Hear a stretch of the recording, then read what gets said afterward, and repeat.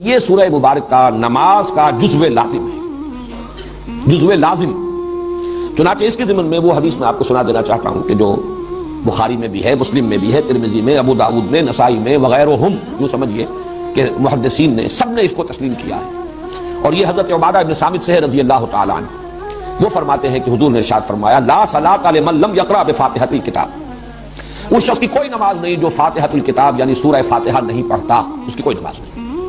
اس کا یہ مفہوم تو متفق ہے کہ سورہ فاتحہ نماز کا جزو لازم ہے، البتہ اس کے بعد اختلاف ہے۔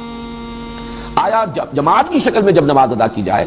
تو امام کے ساتھ ہر مقتدی کا پڑھنا بھی واجب ہے یا نہیں؟ اس میں تین آراء ہیں ہمارے ہاں، دو انتہائی آراء ہیں، ایک درمیانی رائے ہے۔ ایک رائے جو ہمارے ہاں تو بہت ہی معروف ہے، مشہور ہے، اس لیے کہ امام ابو حنیفہ کی رائے ہے، فقہ حنفی کا بڑا اہم مسئلہ ہے، اور ہماری عظیم اکثریت جو آبادی کی وہ حنفی المسلک ہے۔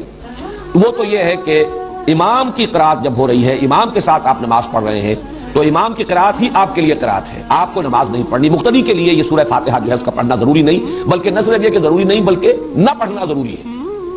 یہ انتہائی شدت ہے کہ جو حنفی مسلک میں اس بارے میں ہے،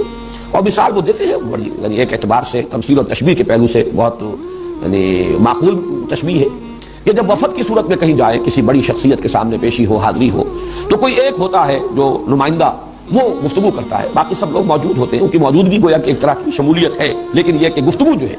کوئی درخواست پیش کرنی ہے، کوئی مطالبہ رکھنا ہے، تو وہ ایک ان کا نمائندہ پیش کرتا ہے۔ اسی طریقے سے جب امام پڑھ رہا ہے تو گویا کہ مقتدیوں کی طرف سے قرات ہو گئی۔ یعنی یہ مطلب نہیں ہے کہ یہ نماز کا جزو لازم نہیں ہے، صرف یہ ہے کہ جب جماعت کی شکل میں نماز پڑھی جا رہی ہو تو سورہ فاتحہ جب امام نے پڑھ لی تو گویا کہ تمام مقتدیوں کی طرف سے بھی قرات کا حق ادا ہو گیا۔ اس کے بالکل برعکس اور دوسری انتہائی رائے جو ہے وہ امام شافعی کی ہے رحمہ اللہ، کہ جو ظاہر ہے اس کا، ویسے یہ میں عرض کر دوں کہ جو موقف ہے امام ابو حنیفہ کا اور جو حنفی مسلک ہے، اس میں ایک دلیل یہ بھی پیش کی جاتی ہے کہ قرآن حکیم میں یہ حکم ہے اذا قرئ القرآن فاستمعوا له وانصتوا، جب قرآن پڑھا جائے تو اس کو توجہ سے سنو، پورا دھیان ادھر لگاؤ اور خود خاموش رہو۔ اگرچہ یہ دلیل جو ہے در حقیقت بنتی ہے تیسری رائے کے لیے جو میں بعد میں عرض کروں گا، لیکن اسے بھی جو حنفی المسلک لوگ ہیں وہ اپنے موقف کی دلیل کے طور پر پیش کرتے ہیں۔ اس کے بالکل برعکس ہے، وہ گویا کہ اس حدیث کے جو الفاظ ہیں اس پر مبنی ہے، ظاہر الفاظ لا صلاۃ لمن لم یقرأ بفاتحۃ الکتاب، اور حدیث یقیناً اتنی قوی ہے، اتنی مستند ہے،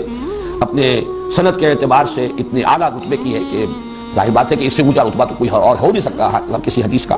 سند کے اعتبار سے، روایت کے اعتبار سے۔ تو امام شافعی کی رائے یہ ہے کہ ہر نمازی مقتدی بھی پڑھے، پڑھنے کے پھر ان کے ہاں مختلف انداز ہیں، چونکہ حضور کا ایک معمول یہ بھی نقل ہوا ہے کہ آپ جب پڑھتے تھے سورہ فاتحہ جہری رکعت میں بھی، اس کے بعد تھوڑی دیر تک آپ خاموش رہتے تھے، وقفہ ہوتا تھا۔ ہم تو ہماری عادت تو یہ ہے کہ فوراً ہی کوئی جو سورت ملانی ہے یا کچھ قرآن کا حصہ پڑھنا ہے تو سورہ فاتحہ کے بعد اس کو متصل کر لیتے ہیں، لیکن حضور سے یہ ثابت ہے تھوڑا سا وقفہ، اور اس کے دوران گویا کہ مقتدی بھی جلدی سے دہرا لیں اور پڑھ لیں۔ ایک طریقہ تو یہ ہے، اور ایک یہ ہے، اور یہ بھی حضور کے معمول کے ساتھ مناسبت رکھنے والا ہے کہ آپ نماز میں سورہ فاتحہ پڑھتے تھے تو ہر آیت پر رکتے تھے۔ یہ وقفہ جو ہے یہ گویا کہ کفایت کر جاتا ہے کہ امام نے کہا الحمدللہ رب العالمین، اور اس کے بعد وہ ذرا سا وقفہ دے تاکہ مقتدی بھی الحمدللہ رب العالمین پڑھ لیں، پھر الرحمن الرحیم وقفہ دے تاکہ مقتدی بھی پڑھ لیں۔ بہرحال یہ تو ہوا اس کی جو عملی شکل ہے، لیکن اس وقت میں صرف موقف اور مسلک بیان کر رہا ہوں کہ امام شافعی کا اور شوافع کا اور حنابلہ کا یہ موقف ہے، اور چونکہ امام احمد ابن حنبل شاگرد امام شافعی کے تو تسلسل بھی ہے اس میں، یہ ہے کہ ہر مقتدی کے لیے بھی سورہ فاتحہ کا پڑھنا لازم ہے۔ معتدل مسلک ہے امام مالک کا رحمہ اللہ، امام دار الہجرہ، کیونکہ وہ امام مدینہ ہے، اس اعتبار سے ان کی بات بہت سے پہلوؤں سے بہت وقیع بھی ہے۔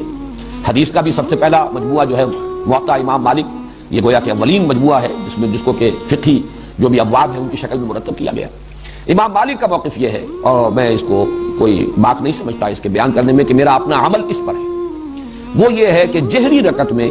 امام کی قرات کو توجہ سے سنو، گویا کہ عمل ہو گیا اس آیت پر اذا قرئ القرآن فاستمعوا له وانصتوا۔ البتہ سری رکعت ہے، اس میں خود سورہ فاتحہ پڑھو، اس لیے کہ اس وقت آپ سن نہیں رہے۔ لیکن یہ کہ ہمارے ہاں بعض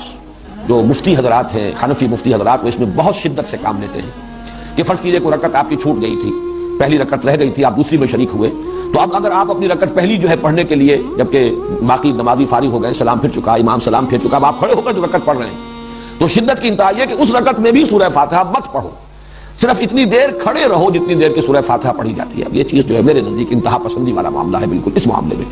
بہرحال درمیانی مسلک یہ ہے، لیکن یہ کہ اس وقت جو کچھ مجھے بیان کرنا تھا یہ میں نے بیان کر دیا، اس لیے کہ یہ عملی مسئلہ ہے، بہت سے حضرات کو اس سے سابقہ پیش آ سکتا ہے، لیکن یہ کہ اصل بات جو اس وقت میری بحث تھی وہ یہ کہ یہ نماز کا جزو